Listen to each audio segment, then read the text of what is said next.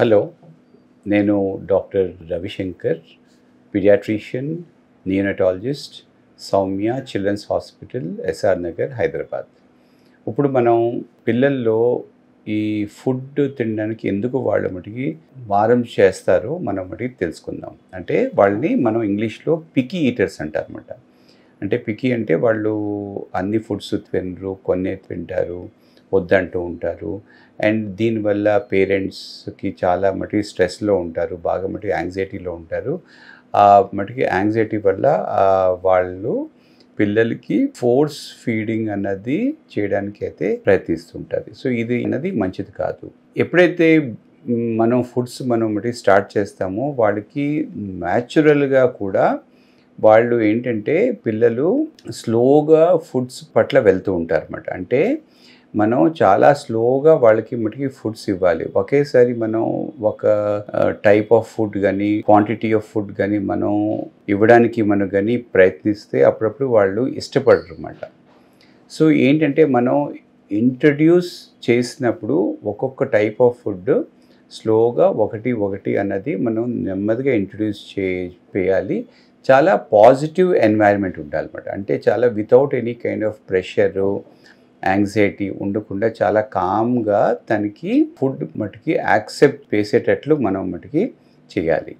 ఇలాంటి పిల్లలకి ఏంటంటే డిఫరెంట్ టైప్స్ ఆఫ్ ఫుడ్స్ అంటూ ఇస్తూ ఉండాలన్నమాట. అంటే ఒకే టైప్ ఆఫ్ ఫుడ్ ఇవ్వకుండా డిఫరెంట్గా ఉండాలి. అంటే ఒక రోజు ఒకటి, ఒక పూట ఒకటి, ఇంకో పూట ఇంకోటి, అట్లాగా మనం డిఫరెంట్గా అలా ఇస్తూ ఉంటే different types of textures, colours ఇలాగ మటుకి వేరియబుల్గా ప్లస్ ఇప్పుడు టేస్ట్, స్మెల్ ఇలాంటివన్నీ ఉంటే వాళ్ళు స్లోగా ఫుడ్ పట్ల ఇంట్రెస్ట్ అయితే చూపిస్తారు.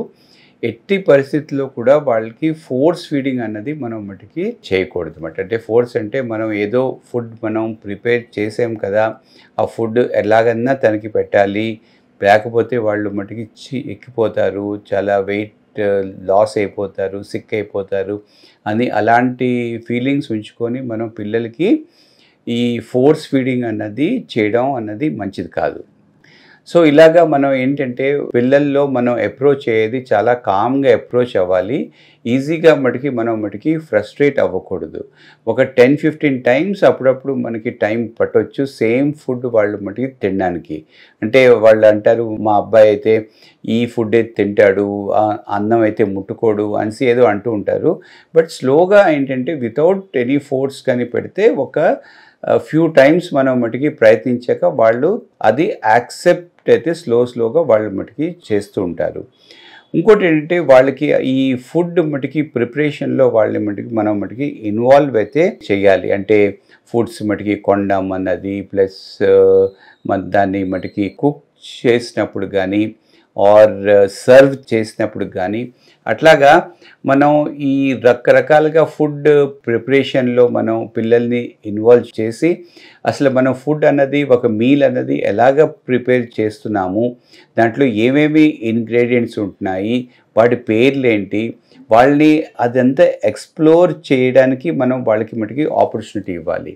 సో ఇలాగ మనం వాళ్ళని ఈ ఫుడ్ కొనడం దగ్గర నుంచి ప్రిపరేషన్లో వాళ్ళని మటుకి స్లోగా మనం కానీ ఇన్వాల్వ్ కానీ చేస్తే వాళ్ళకి స్లోగా ఈ ఫుడ్ అన్నది ఇలాగ మటుకి ప్రిపేర్ చేస్తారా, దీన్ని ఎలాగా తింటారా. ప్లస్ ఇంకోటి పెద్దోళ్ళు కూడా ఈ అన్ని ఫుడ్స్ అన్నవి మటుకి తింటూ ఉండాలన్నమాట. అంటే బయట ఫుడ్స్ అన్నవి అస్సలు మంచిది కాదు. అంటే ఇలాంటి చిన్న వయసులో ఒక 2-3 ఇయర్స్ వయసులో వాళ్ళకి మటుకి ఈ జంక్ ఫుడ్స్ అన్నది అస్సలు మటుకి చూపించకూడదు.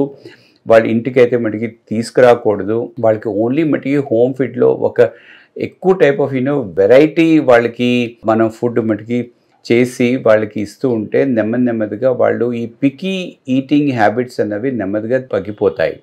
అండ్ వాళ్ళు స్లోగా అరౌండ్ 4-5 ఇయర్స్ అయ్యాక స్లోగా వాళ్ళందరూ కూడా ఇలాంటి స్టేజ్ నుంచి బయటకు వచ్చేస్తారు. ఇంకా అన్ని ఫుడ్స్ కూడా వాళ్ళ మటుకి యాక్సెప్ట్ చేయడం మటుకి స్టార్ట్ చేస్తారు.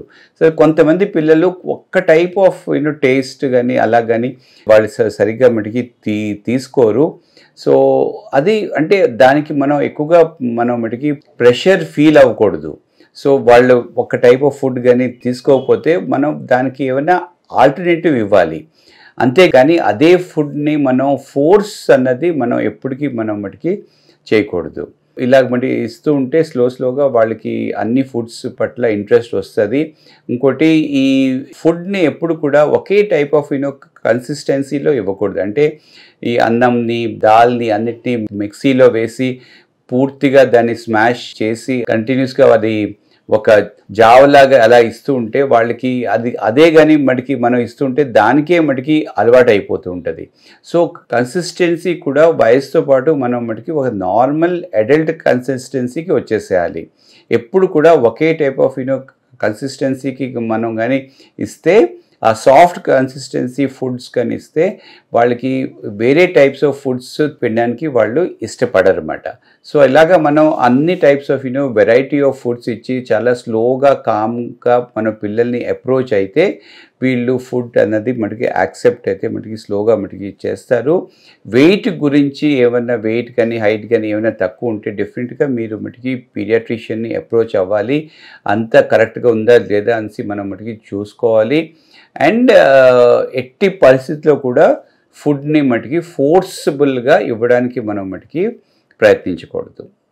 Thank you. ఇప్పుడు చంటి పిల్లల్లో ఫస్ట్ పుట్టిన వెంటనే ఐస్లో కొద్దిగా అప్పుడప్పుడు మటుకి ఆమ్నియోటిక్ ఫ్లూయిడ్ కొద్దిగా స్కిన్ మీద ఉండే కొంత మటుకి మెటీరియల్ కంట్లో వెళ్ళడం వల్ల కంట్లోంచి కొద్దిగా మటుకి ఊసులాగా వస్తుంది. దాన్నే మనం కెమికల్ కంజంక్టివైటిస్ అంటాం అన్నమాట. అప్పుడప్పుడు ఈ బర్త్ కెనాల్లో ఉండే మటుకి బ్యాక్టీరియా వల్ల కూడా వాళ్ళకి ఒక టైప్ ఆఫ్ బ్యాక్టీరియల్ కంజంక్టివైటిస్ వస్తూ ఉంటుంది అన్నమాట. సో ఇలాంటి మటుకి కంజంక్టివైటిస్ వచ్చినప్పుడు కళ్ళు మటుకి